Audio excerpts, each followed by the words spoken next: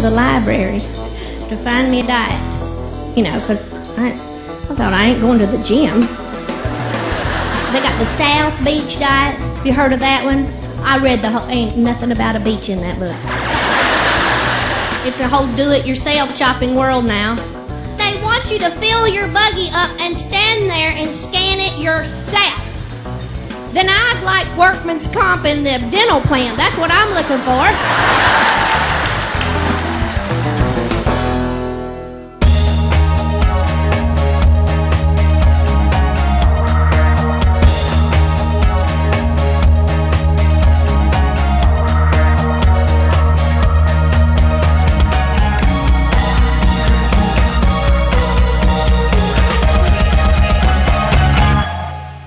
Welcome to today's show. I'm Mike Miller. Thanks for tuning in to Lancaster Perspective. My special guest today is Mitch Overton, the superintendent of Lancaster City Parks. Welcome, Mitch. Thanks, Mike. How you doing, buddy? Doing great. Doing real well. Thanks for having us. It's a beautiful day outside. Good day to be in the parks. We're going to talk a little bit about the parks itself, but Mitch Overton, 1990 graduate of Lancaster High School. LHS. Graduate of Ohio University. The Ohio University. The Harvard on the Hockey. That's right. Spent some time in West Virginia in the Parks Department. And correct. Now back in Lancaster. That's exactly right. I did go down to OU for my undergrad and had the opportunity to stay on there for graduate school at OU.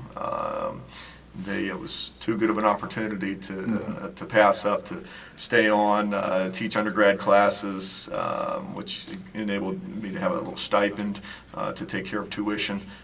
Great program. They have a phenomenal recreation program, so I was able to do my undergrad outdoor recreation and my graduate degree in recreation administration.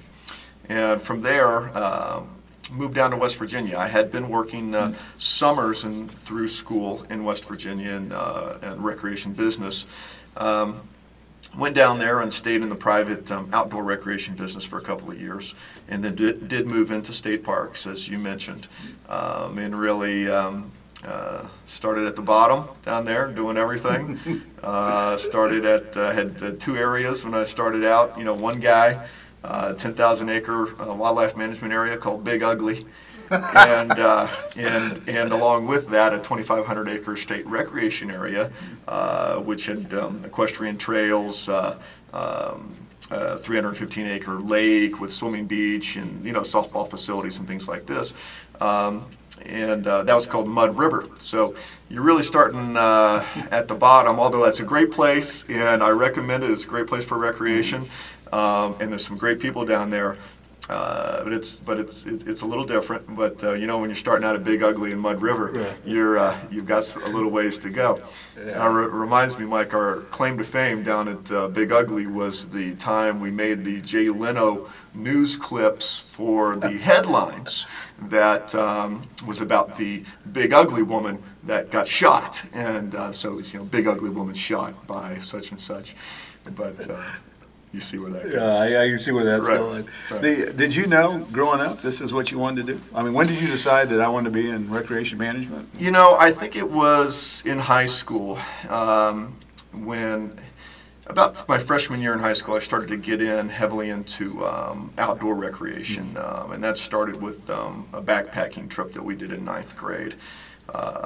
And that really kicked off my love for the outdoors. Of course, as a youth, I was involved in Cub Scouts and always involved in outdoor recreation heavily, but not until I started that backpacking trip, and that really started something in me, a love for the outdoors. And later on in high school, when you're starting to decide what it is that you're going to do with your life, I did sort of have that epiphany moment where it was, if I could combine this with a career, I would have it. So even when I first started OU, I didn't go right into the rec program.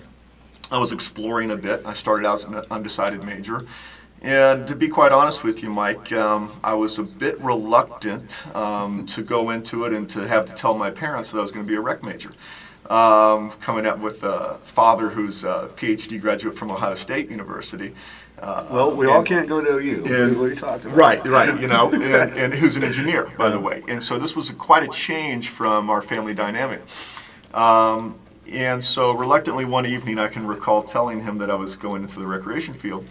And I never forget his response, which was, he looked at me and he says, "Son, this is one of the best ideas you've ever had." And he says, if you can combine your career with something that you love to do, sure, this is how you succeed. Yeah. And he truly meant that because he loved his work. He loves being an engineer and loves tinkering and figuring out problems and figuring things out. And that's proved true to me. So it's, it's all I've ever wanted to do. And it's all I've done. Back to that, then there was an opportunity then in West Virginia after a good decade there in the state park system, which I adore, and had 2 boys born down there, to come back home when the previous superintendent was retiring. Mom and Dad are still here. I have a sister who's still here, and a nephew, and fair amount of family here in Lancaster. So, you have one hometown, and the opportunity to come back and raise the kids around Grandma and Grandpa and family and contribute to Lancaster was one that you had to look at very seriously. Mitch Overton is my guest today. We talk about the parks and being, in addition to green space, part of the economic package of what cities offer. Without a doubt. Lancaster has a long tradition. You're maintaining that. Just talk a little bit about some of the projects you have going on now. I know there's a lot of stuff. Probably the first one is Miller Park, where they're doing a lot of work down there. Right. Named after the Miller family, obviously. Not mine. We appreciate your contribution to the city. No, it's not mine. But you hit on a couple of really interesting points, Mike. And one is economic development. And I like to take this back a step and say a positive Parks and Recreation department does so much for your city. Okay, so if you have a strong public Parks and Recreation department, you create a nice place to live. And when you do that, and you have community activities and events, great green space, things like our Friday night bandstand, things like Rising Park, Alley Park, Keller Kern, great neighborhood parks that you can walk to. What you're doing is making a nice place to live, okay? When you make a nice place to live, people want to come here. When people want to come here, businesses want to come here because it's easy to get people to move here. And then they can do a national hiring campaign, bring people into Lancaster, and one of the parks being one of our major assets, which it is here in Lancaster. It's a part of the fabric of our community, and it's been that way for over 100 years now. As you know, we celebrated our centennial in 2009, which is very unusual for a municipality to have had a public parks and recreation department for over 100 years. So it's deeply sewn into the fabric of this community, and is very much one of the things that makes this a nice place to live, and is a selling point for our city to get people here. And as you know, Mike, if you're courting a business, say, to come to Lancaster, and you're taking them around town, one thing that you might do with them is take them through Rising Park, right? And talk about what a nice place this is to live. Maybe you'll take them down to the Friday night bandstand for that real sense of community, okay? The Free Music in the Park series. Now, that continues into the next part of your question, which was some of the projects that we're doing now, which we're seeing a direct economic benefit from some of these projects. For example, last year we did a complete facelift on Cedar Lynn Park, a super neighborhood park out on the west end of town, off of Shoshone, Linwood, down out West Mulberry. Complete facelift, rebuilt the tennis court, new playground facility, hardship the parking lots, a basketball court completely redone, adding ball diamond material. And what you see the impact immediately in that neighborhood. So your homes in this neighborhood, for one, will be more desirable to live next to a nice facility like this, without a doubt. Is it hard to balance events and projects? I know we talked about all the the soccer programs Right. and all the things that are going on, and you've only got so much money to deal with. Sure. Is it hard to balance both of those? It is. It really is. It's a challenge for us, and as you've heard me say before, we're one department that we try to squeeze $1.50 out of a buck all the time. You've got some great employees. I know We a lot of really those do. guys and ladies that work there. Without a doubt, and that's a major part of it. I mean, you don't make this happen without staff that really feels a sense of ownership in what you're doing, Mike. Without a great volunteer base, without a group like Friends of Lancaster Parks, which is our nonprofit arm, which also does a lot of volunteering and helping to fundraise for us. And then, you know, operations-wise, we live off of an income tax levy, and that's on a 5-year cycle, and that completely supplies our day-to-day sustenance. So we live off of this for payroll, mowers, swimming pools, electric, you know, all your utilities. I mean, just like everybody else. And then and events. And now our capital projects, we rely on grants for our capital improvements. So while our levy provides for our operations budget, which it is an operating levy, any of our capital improvements that you see, such as the ones we're talking about, the neighborhood park revitalization project was started with Cedar Lynn, the Miller Park project, which you're seeing going on now, and several more. There's a couple other ones. The Huffer Durden, you've done some work at. Correct. The Miller Park, you've done some work. The Covered Bridge Bike Trail, Right. you're working on. The Right. bike trail in general, Correct. is coming up. Swimming pools are always a Right. big thing. Right. And then there's Log Cabin at Alley Park. Yeah. A lot of stuff. I mean, there's a lot. Yeah, of there stuff is. There is a lot of stuff going on, and it's challenge. It's a bit of a juggling act. There's a lot of balls in the air at one time. But I'll tell you this, Mike. I think that people appreciate it. There's a lot of things happening. So there's a lot of projects going on. There's a lot of improvements all the time being made. At almost any facility that you look at. If you looked at anything from, again, our neighborhood parks to our crown jewels, there's always improvements going on, and that's what we're trying to do and trying to provide. So that could be Olivedale Senior Center, Alley Park, Rising Park. Again, back to these neighborhood parks, which Huffer Durden is next on the list, a super neighborhood park. As you mentioned, we've done some work at Jerry Mayer Park on the south end of town. We'll be back over there again this year. The Lancaster City Bike Trail, which has been a great collaborative effort between so many different city departments. It's phenomenal. Now, it is a city park. It is the newest park within our department. It's considered a linear park. What's a linear park? Well, it just, instead of one kind of postage stamp of ground, it runs in a line. As you mentioned, we're moving over to working on the covered bridge, the McCleary covered bridge, which is down by Lancaster High School on Arbor Valley. We have all the materials for that at our headquarters, and we'll be moving over there to do a complete roof replacement on that here soon. But so as we work together on this project with many different departments, be it the law director's department, city engineering, water, the Department of Transportation, it does eventually get, the keys kind of get turned over to the Parks Department to maintain it and manage it as such. The other one I would have left out there would be the police department.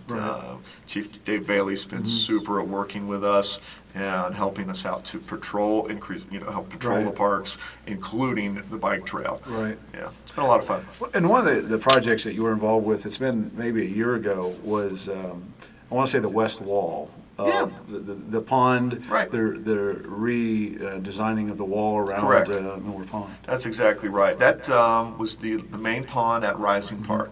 And that was a project that was funded through the efforts of the Lancaster Kiwanis group.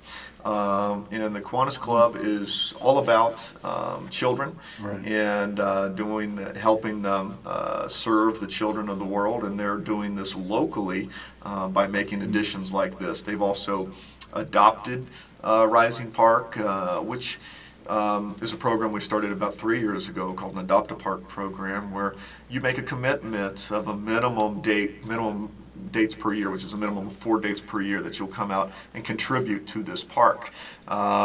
They've done that with Rising and consistently do cleanup days there. But that continues to go on with what they did with the wall, which was the West Wall project, it was called. A significant project that contributed to the beauty of that park. And that's one of, as we mentioned, one of the improvements that you'll continue to see as you look at any of the facilities around. And again, like you're well aware, it takes so many people to make this a reality. So it takes the support of, again, your staff that feels that sense of ownership, that sense of pride, that they know their name is on the product, and they are users of the product. They everyone plays soccer, they coach the teams, they come out and go to the Easter egg hunts, and they use it, and they know their name's on there. And likewise with the log cabin, we've got some phenomenal staff, some real craftsmen that have been able to work on that and make it what it is. Yeah, there's some great people. I know people are, especially kids, swimming pools going to open up very shortly and be open through the entire summer. Correct. Always a eye catcher for people coming in the community. To be able to go to some great pools here. Right.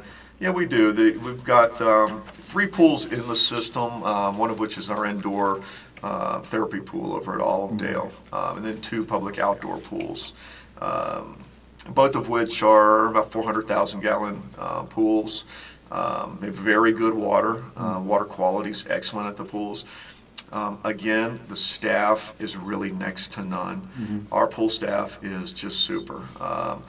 A lot of that stems from the management that we have with the pools, from Steve Conrad, our recreation supervisor, and then really our pool manager, Roseanne Elliott out of Bremen, who is just, again, takes such ownership and such pride in this.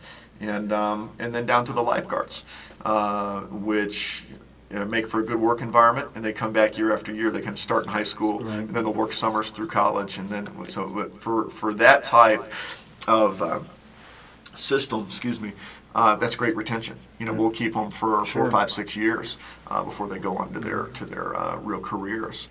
But the pools are a nice public amenity to have. We work hard to continue to subsidize those as much as humanly possible. They're very inexpensive, we think, for a daily pass, which is $3 to $4 depending on the pool that you're going to. And we try to keep it that way. It's been important to our park board to keep the prices down on these events and to make it to where anyone can go to them. So for all day, Mike, you could go to Miller Pool for $3 and lounge poolside. And that reminds me of one other thing, talking about keeping things affordable. And that comes back to our Friends of the Parks organization, which one of their recent additions within the last 3 years has been their scholarship fund, which ensures that no children that want to participate in any type of activity would be unable to due to financial hardship. So if there's any child out there that wants to go to camp this year, do tennis camp, participate in archery, sign up for fall soccer, which that sign-up's going to start here at the end of the month, that they're able to do that. They call the office, go to the website. What's the easiest way to do it? That's exactly right. You can get information about it on our website at lancasterparks.com, or just call us directly, 687-6651. And it's a very easy process, very secure. Nobody's made to feel awkward about it. We found that people are more reluctant than you would think to try, to come and to use this, and we want to make it easy for them to do this. So it's been a great addition to the department, and we appreciate what Friends of the Parks are doing to make that a reality. A couple programs, events coming up. May 21st, inline skate competition and clinic. Yeah. Now, are you a rollerblader? Do you rollerblade? You know, I don't. My 7-year-old is into to rollerblading. He does pretty well at it, so I'll probably get him involved in the clinic part of it. But this is the first time we've done this. We've got a great liaison down at the skate park, Jonathan Hoke, who's a local boy here, who's at Ohio State. And he really is, he's into inline skating and some of those sports, BMX riding and skateboarding. And so, like I said, he's been great for communicating with the users of that park for us. Last couple of years, they've done a skateboarding competition over National Go Skateboarding Day, which is in June, about June 19th or 20th this year. This one will be a little bit different, and it's focused only on inline skating. It's next Saturday, the 21st. You can sign up for the clinic, and you can be an absolute raw beginner. Never even been on rollerblades, Mike. Why are you looking at me? Well, okay, No, I'm thinking, hey, this could be fun. And you could go out as a complete raw beginner and start out at 10 a.m. and learn a little bit about balance and coordination and how to control yourself on the rollerblade. Some of the real basics, starting and stopping, stopping. I think I'd probably look like the Michelin Man with all the all the pads and everything on. They do also have one for advanced students in the clinic. So if you're more advanced and you want to come down, this all takes place at the skate park, the Miller Skate Park. The advanced clinic will deal more with moving on to the next level and actually performing some tricks and such at the skate park on the rollerblades. And then after the clinic, we'll have a little competition. And so you can do either one, a la carte, or you could do both of those. And a great little event. And again, this is put on by the park users, which is a great group of youth that are dedicated to their sport, work very diligently at their activities, either one of those three that I mentioned, inline skating or BMX riding or skateboarding. And then the money raised from this, they put back into the skate park, and this goes into a improvement fund that is earmarked specifically only to be used for the skate park. So it's called the Skate Park Improvement Fund, and any deposits into that fund can only be spent on that. And the event they did last year, the skateboarding competition, they raised $900. Wow, and that's great. To after the costs that they had into it and put into that account. And can they go to the website to sign up, call, or what should they do? Yeah, definitely. All this information's on our website, LancasterParks.com, and call us at the number I mentioned. And there's a couple crew members here I'm going to sign up to get to. I think they can do that. Yeah. A couple other programs. Everyone plays soccer, Yeah. which I actually played a couple years ago. Good. It was a great time, great program. Yeah, it is. It's been a phenomenal program for us. It takes place out at the soccer complex, which is a 20-acre park that is property that we lease from the county commissioners. Been a phenomenal program for us. We've got just about 1,000 kids in that program this spring. All the time trying to make little improvements to that park as well. We planted half a dozen maple trees there last year, continue to install new goals at that facility, and all the time trying to make changes and make it a better park for the citizens. But it's a great program. I have a 4-year-old in that program now. My older boy does it in the fall. Mike, there's really, it's sort of similar to some of the other community programs that you see, but when you go out to the soccer complex and you see soccer games going on there in the evening, I mean, you really get that sense of community. It's just phenomenal. You've got hundreds and hundreds of people out there, parents, grandparents, aunts and uncles and sisters and brothers, watching the family and cheering them on and playing and all these different games going on at one time. It's a heartwarming experience to go by the soccer complex when the games are going on. There's a couple other things coming up, a couple of camps, tennis camp, nature camp, and there's also an archery program you're putting together. Right. Mike, here it is, buddy. It's mid-May, and it's registration time. It's time to start thinking about summer.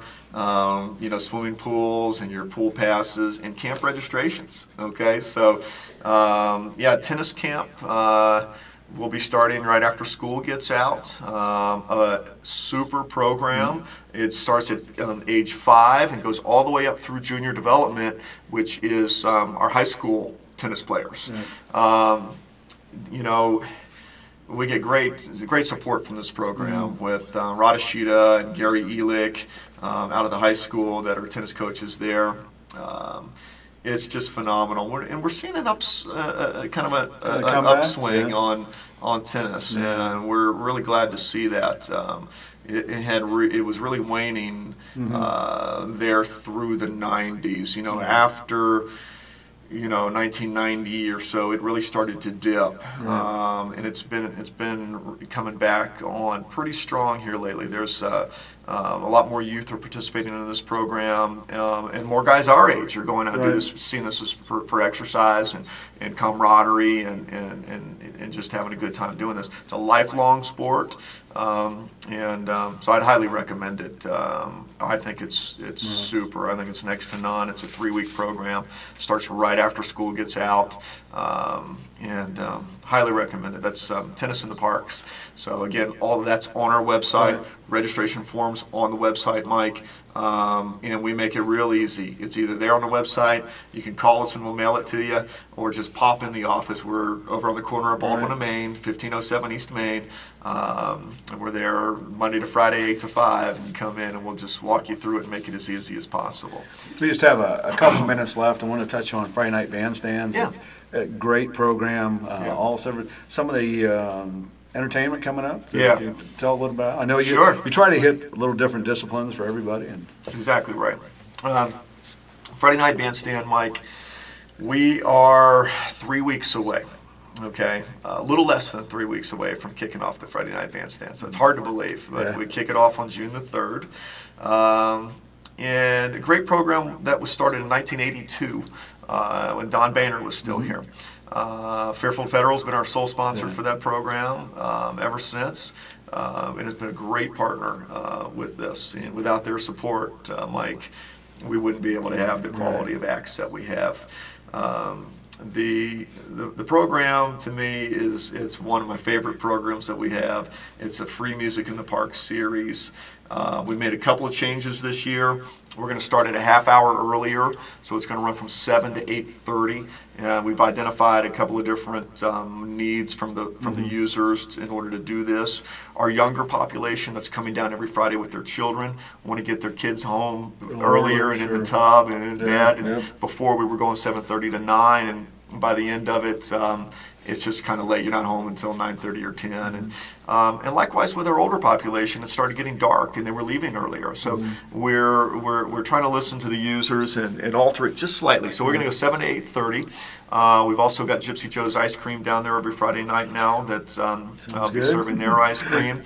So 7 o'clock. And we kick it off with a really fun band out of Columbus called Red Hot Rhythm Review, which is a big, full-rounded kind of band, horn section, kind of just, R&B, funk, kind of just a lot of fun. Anytime you get those ones, Mike, that have that full horn section and, lead singers and girls and all, that are, doing, it's cool. A lot of fun. A lot of great bands this year. As you mentioned, we do 9 different shows and we target 9 different genres of music. Okay, so every single Friday night, Mike, the Millers don't have to worry about really who's playing. Right. You come down and it's going to be a full band every time. And it's not going to be Mike up there with his karaoke machine and his keyboard trying to entertain people. Not that there's anything wrong with that. But that's not Friday night bandstand and really what you want. You want that full band. It's again, there's just something about that. So a little preview would be, I mentioned Red Hot Rhythm Review. The Nostalgics, our local 18-piece big band, will play in there. We've got the Reaganomics, which is out of Columbus, which are so much fun. really hot right now. They've been difficult to book. I've been working on them for 3 years, and they're an all 80s band. Okay, just a ton of fun. I know a lot of your guys here will love that. Some of your crew here, man, they are a hoot. They're thinking they're 80 years old. So they're like, no, man, it's all 80s all the time. It is a blast. So, like the name implies, the Reaganomics. I recommend that. You don't want to miss them. We've got John Schwab from McGuffey Lane. You know, Columbus's one of Columbus's claim to fame. Huge. That's a huge act. We always like to do the British Invasion. We've got High Street Stompers, which is Tom Battenberg at OSU, which is a great Dixieland band up from High Street. We've got an awesome bluegrass band called Mule Skinner, which is just the real deal. I mean, and these are all on the website. People can go see. Oh, yeah. They're all on the website, Mike, LancasterParks.com.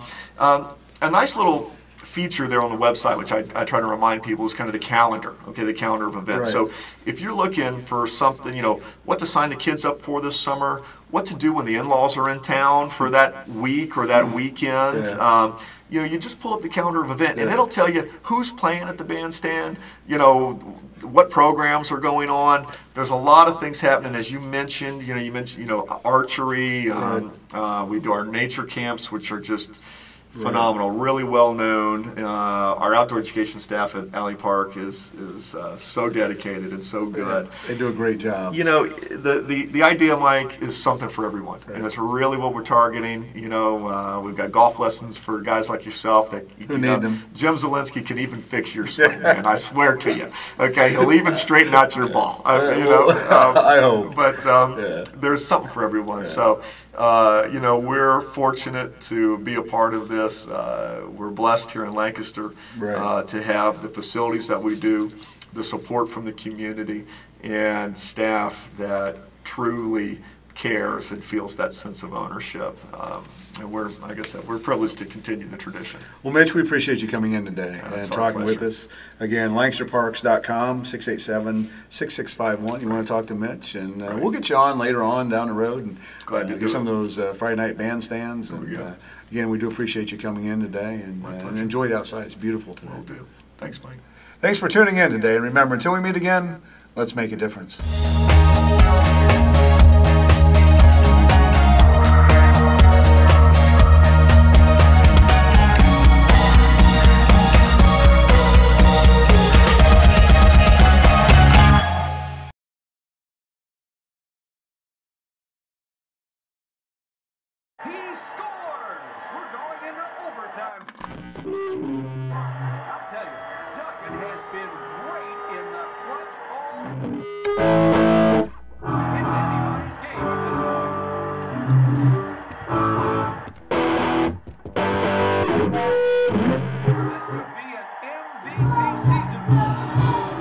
The smallest moments can have the biggest impact on a child's life. Take time to be a dad today.